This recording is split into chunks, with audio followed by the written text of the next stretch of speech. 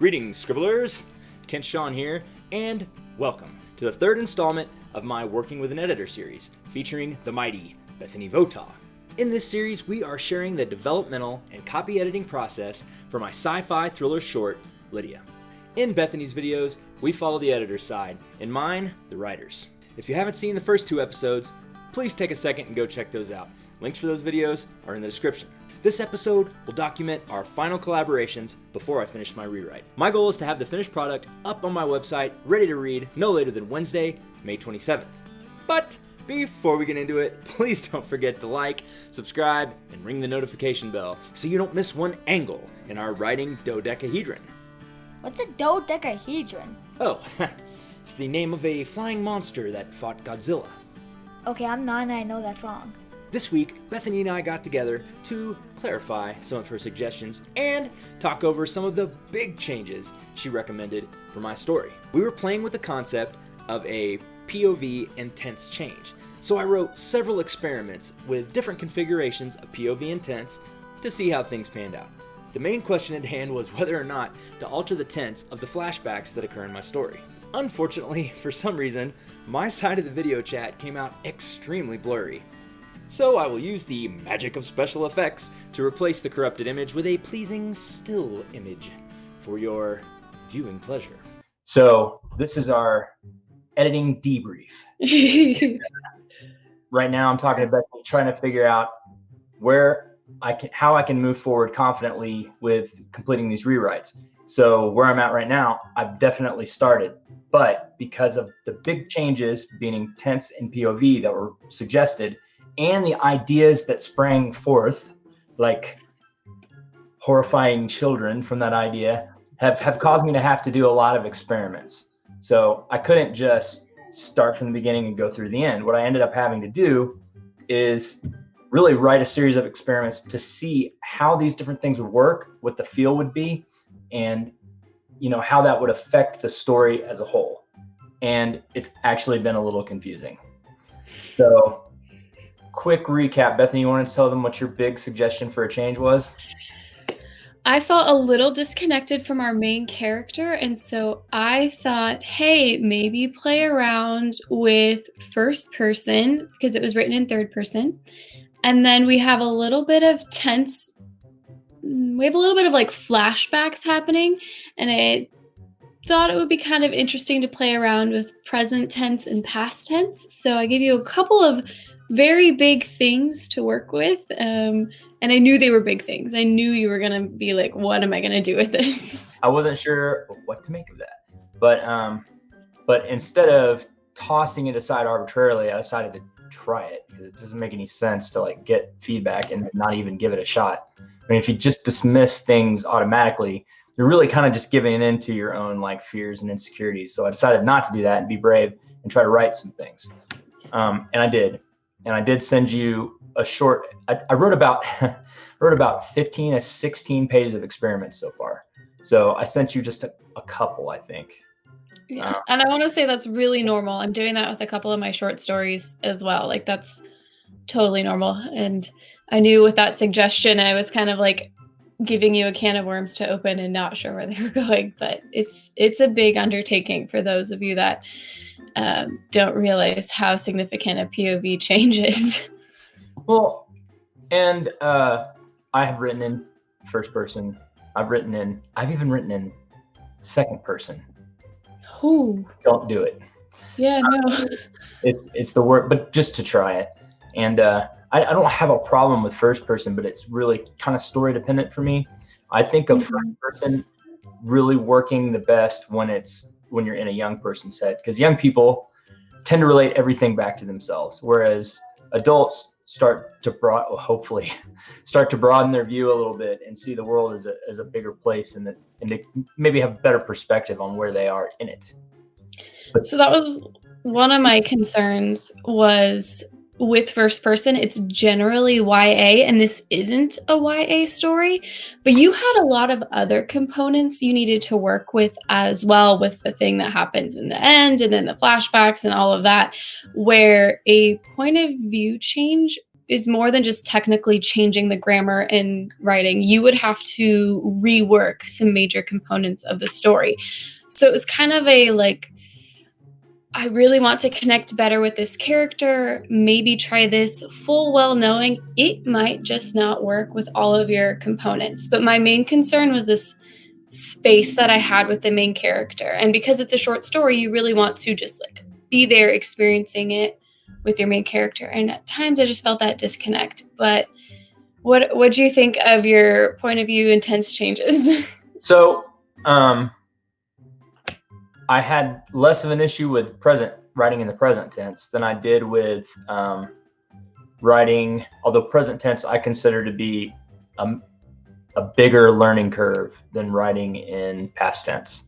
Because writing in present tense, there are many more decisions to make about what we see and do, and stage direction is really easy to get into stage direction in the present tense. I take the cup from the table, and like you can actually really bog down your narrative if you're not careful. Whereas if you're seeing a broad view, I describe the scene with just a couple brush strokes instead of giving a finger by finger account like we would tend to do in our head. I'm moving my hand, I'm doing this. So I went about it with a lot of caution to not gum up the narrative. So I was trying to stick pretty close to what I'd written. But I mean, if you read the experiments I sent you, I don't say things the same way every time because it just doesn't work the same. It isn't a line by line reading, especially on the flashback section, which to me is the most interesting part of this experiment is the flashback, because I think it might be an opportunity to get really close to the guy through some of because really his biggest trauma isn't in the present, it's in the past. Here's the best synopsis without spoiling it, I think, that I have. And that is to say that the story in the present is a man called into it's a kind of a locked room scenario where he's called in and he has to answer for some things that potentially he didn't do, and that potentially have dire consequences for his immediate future. So he's in a situation, and he's recalling the road that brought him to this room, and we're living it with him. So we're getting information trickled in from the accusations of his antagonist and from his background at the same time. So he's telling us, and the antagonist is telling us what he thinks. And so this is not a story where I tell you exactly what's going on and you don't know until the end. And then by the end, you should have a sixth sense moment and go, oh crap, like he's been telling me all along. So that's what I'm trying to fashion here. Now, I didn't know that when I was writing it. I had no idea what was happening at all. I just had this idea of a dude in a white room getting questioned, and that was pretty much it. How did you feel writing first person or just in present tense in general with the flashbacks versus present tense? I think that there's a chance here to kind of get what you were after, which is to get closer to the character and to play with a tense change in the flashbacks, but to do it in a really unusual and potentially a really effective way. So what I noticed on my first rewrites, which I actually did on camera like a weirdo for the last video, and I rewrote a few pages and I tried it a couple different ways, not as detailed as some of the experiments I've done since then, but I really tried to, like, what would happen if I wrote it all in first person? What if I wrote it all in present tense? What I wrote this in past tense, so I tried almost every permutation except second person because it's ridiculous. Good call. And something weird happened and I didn't even realize it was happening. I accidentally rewrote the flashback in present tense and it zips. First person present tense, it really zips. So you're in the room with him, you're seeing the room, you're kind of standing back, God's eye view. And now we get in, and like I said, the real drama is in his past. It isn't in that room. The room is the reckoning.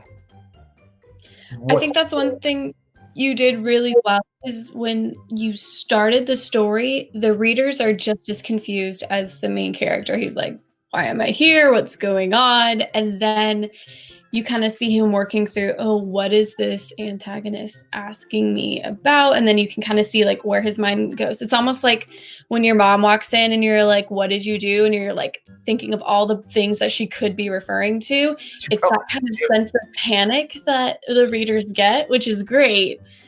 So, I mean, like, that's for sure what if that's what you're going for, you hit it really well. So that's what I'm going for now. That just kind of happened. Since even after lengthy discussion, I'm still not sure about tense and POV for my story, I'm actually doing 2 rewrites. I want to try the main story in third person, past tense, and the flashbacks in first person, present tense. I know. Weird. I'm also going to write a version that's all third person, past tense. Kind of to play it safe. Now this sounds like a lot of work, but I really want to give things a try before I run home to my old standby third person, past tense. I am really trying to push my comfort zone and stretch as a writer. Sometimes that means trying things that kind of seem like a chore and might not yield good results. All in all, working with Bethany has been a rewarding and enjoyable process. But I have to say, one of my worst fears about working with an editor came true. There are 2 ways ahead for this story, and I can't decide which is better. All I can do is give them both a try and make the best choice I can. Hey, what's the worst that could happen? Oh, everyone will hate your story. And will die sad. And alone. Thanks, Psychotic Cinderella. Thanks. Saturday, May 30th, Bethany and I will be doing a live stream to talk about how the story came out and the entire editorial process. So stay tuned. And don't forget, only 38 days left to enter your submission to the awe-inspiring, cup-destroying, pencil-snapping, pen-draining, head-balding, metaphor-mangling, sentence-spewing, cash reward-reaping short story competition.